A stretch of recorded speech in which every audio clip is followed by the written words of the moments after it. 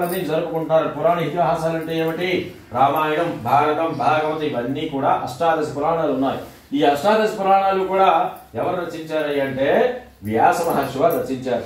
ఈ అడవులో ఉండేటటువంటి ఋషులందరికీ కూడా గురువు ఎవరయ్యా అంటే వ్యాస మహర్షి వారే గురువు. ఎందుకంటే 18 పురాణాలు రచించాడు, 4 వేదాలు తెలుసు, అన్ని రకాల శాస్త్రాలు తెలుసు. కాబట్టి ఒక గురువుగానే కాకుండా వ్యాసో నారాయణ వారి వ్యాస మహర్షి వారిని సాక్షాత్ ఇందమ్మా వ్యాస మహర్షి వారిని సాక్షాత్తు విష్ణుమూర్తితో సమానంగా కూడా కొలుచుకుంటున్నారట. ఇదిలా జరుగుతుండగా నారద మహర్షి వారి మనసులో వాంఛ కలిగిన వాంఛ అంటే ఏమిటి? కోరిక.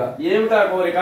మనకి చతుర్ధాదశ భువనములు 14 లోకాలు. భువనము అంటే లోకం, చతుర్దశ అంటే 14.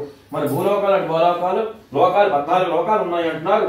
నేను చూస్తే ముల్లోక సంచారి 3 లోకాలు సంచరిస్తున్నాను, మిగతా లోకాలన్నీ తిరగాలి, సంచరించాలనే కోరిక ఆయన మనసులో కలిగిందట. సరే, గురువు గారైనటువంటి వ్యాస మహర్షి వారి దగ్గరికి వెళ్ళాడు. వెళ్ళి మహాత్మా గురువందనం చేసుకున్నాడు. వందే గురుపదం మామాంగమనసగోచరం రక్త శుక్ల ప్రభావిశ్రమ తర్క్యం త్రైపవం ఏమిటయ్యా నారద మహర్షి వారు, నీ రాక గల కారణం ఏమిటి? నీ మనసులో గల వాంఛ ఏమిటో చెప్పన్నాడు నారద మహర్షి వారిని. వ్యాస మహర్షి వారు ఏమీ లేదు మహాత్మా, నాకు చాలా కాలం నుంచి కూడా ఏ శాస్త్రం విన్నా, ఏ పురాణం చదివినా 14 లోకాలు అంటున్నారు.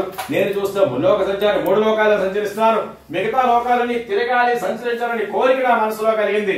అందుకో ఏ లోకం ఎక్కడున్నదో వాటి పేర్లు చెప్తే, ఎలా వెళ్ళాలో చెప్తే నేను సంచరించాలని కోరిక నాకు పుట్టింది అన్నాడు. చాలా సంతోషం ఉన్నాడు.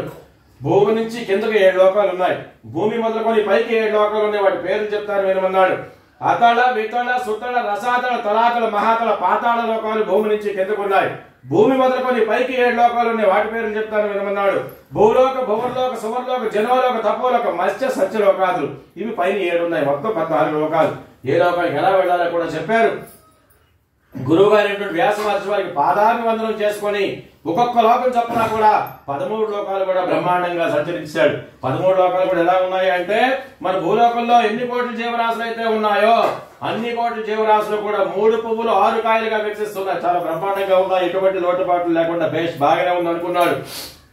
మధ్యలోకం భూలోకంలోకి వెళ్తాం.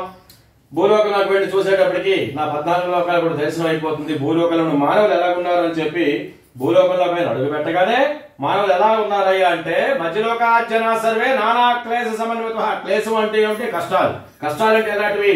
ఇల్లు లేని వారు కొంతమంది, పెళ్లి లేని వారు కొంతమంది, సంతానం లేని వారు కొంతమంది, దీర్ఘ రోగాలతో అనుభవిస్తున్నారు కొంతమంది. చూశాడు, అయ్యయ్యో అన్ని జన్మల్లోకి ఉత్కృష్టమైనది మానవ జన్మ.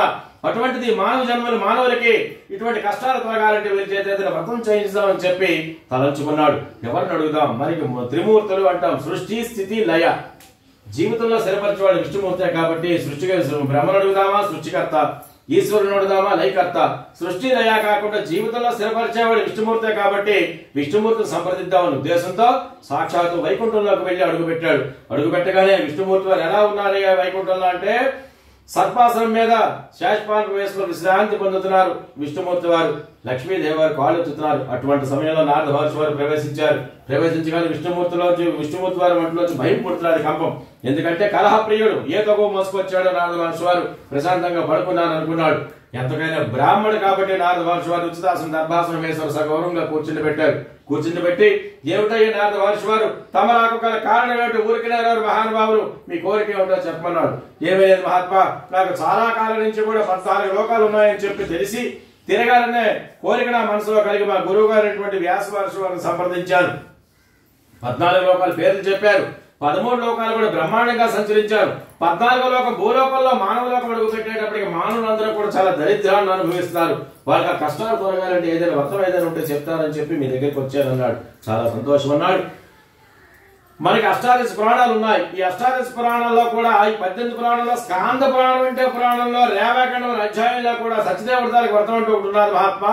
ఈ వ్రతాన్ని ఎవడు ఏ కోరికతోనైతే చేస్తానని దండం పెట్టుకుని వ్రతాలు చేస్తాడో వాడి కోరికలన్నీ కూడా నెరవేరుస్తాడు భగవంతుడు అన్నాడు. మహాత్మా వ్రతం ఉందన్నారు, బాగానే ఉన్నది. అది మనకి చాలా సుకృతమైన రోజులు ఉన్నాయి, ముహూర్తాలు ఉన్నాయి కదా, పర్వదినాలు. ఏ పర్వదినంలో చేయాలి?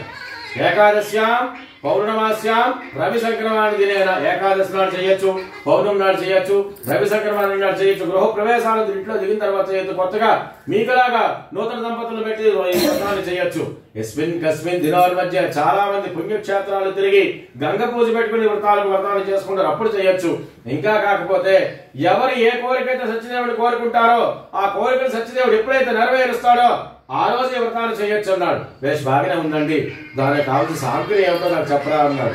శ్వేత వస్త్రం, తెల్లని కొత్త బట్టలు తీసుకోమన్నాడు. కొత్త బట్టలు తీసుకుని దాని మీద పంచాటకం 5 అట్టలు కానీ 5 సోలలు కానీ 5 ముచ్చాలు కానీ ఏదైనా 5 అనే సంఖ్యతో బియ్యాన్ని దాని మీద ఏర్పరిచి అష్టదళ పద్మం 8 దిక్కులు గల ముగ్గురు ఏర్పరిచి మండపం వచ్చే కాంస పాత్ర అని చెప్పి ఒక తామర కలస, రాగిది గాని వెండిది గాని కలసది గాని ఇంకా అవకాశం లేనివాడి మట్టితోనైనా సరే కలసను ఏర్పరిచి స్వామివారి తాలూకా లక్ష్మీనారాయణ ప్రతిమను పెట్టి ప్రాణ ప్రతిష్ఠ చేసి మనం ఏ శుభకార్యం చేసినప్పుడు చుట్టాలని బంధువులు స్నేహితులు ఎలాగైతే పెంచుకుంటామో ఆకు చెక్క చిల్లర పైసా పసుపు కొమ్మ వేసి దేవేంద్రాది దేవతల్ని కూడా ఆహ్వానం చేసి దీనికి 5 అధ్యాయాల కథ కూడా ఉన్నది మహాత్మా.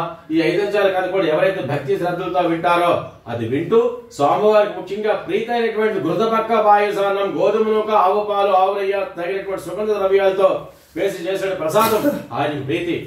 అమ్మ కొంచెం కష్టపడి మనవా కొంచెం వడపప్పు కావాలి, ముద్ద సూపం, పచ్చిపెసరపప్పు కూడా స్వామివారికి ప్రీతి, పంచామృతాల ప్రీతి.